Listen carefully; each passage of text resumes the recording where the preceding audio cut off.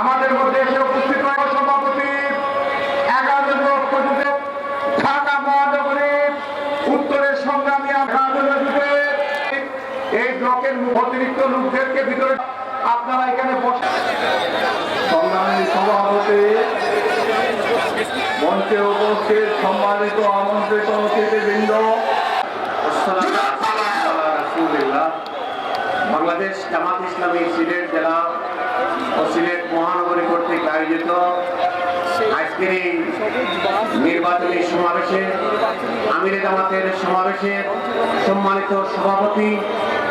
বাংলাদেশ জামাত ইসলামীর সম্মানিত নেতৃবৃন্দ, ইসলামী ছাত্র শিবিরের সম্মানিত নেতৃবৃন্দ,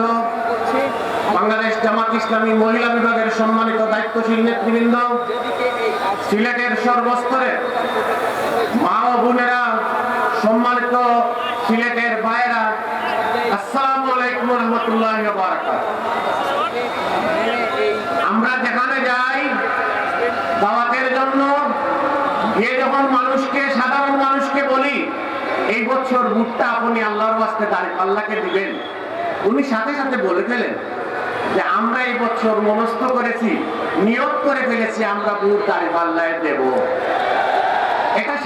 সাধারণ মানুষের বক্তব্য। আপনারা যারা মাঠে কাজ করতেছেন আপনারা সাক্ষী। এটা কেন হলো, কিভাবে হলো, আমি ব্যক্তিগতভাবে মনে করি এটার পিছনে মূলত আমাদের আমিরে জামাত সহ যাদেরকে অন্যায়ভাবে ফাঁসিতে ঝুলিয়ে নির্মমভাবে হত্যা করা হয়েছে, শিবিরের আমাদের সন্তানদেরকে পেট ফুটো করে সমুদ্রে ফেলে দেওয়া হয়েছে, হেফাজতে ইসলামের এতিম ছাত্রদেরকে রাতের আধারে গুলি করে হত্যা করা হয়েছে, আমাদের মা বোনদেরকে রিমান্ডে নিয়ে নির্যাতন করা হয়েছে, অসংখ্য জামাত শিবিরের উলামায়ে কেরামদের কারাগারে নিক্ষেপ করা হয়েছে, রিমান্ডে নেওয়া হয়েছে,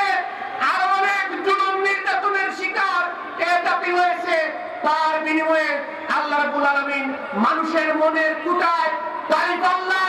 তারিফ আল্লাহ তারিফ আল্লাহকে ঢুকিয়ে দিয়েছেন। সম্মানিত উপস্থিতি,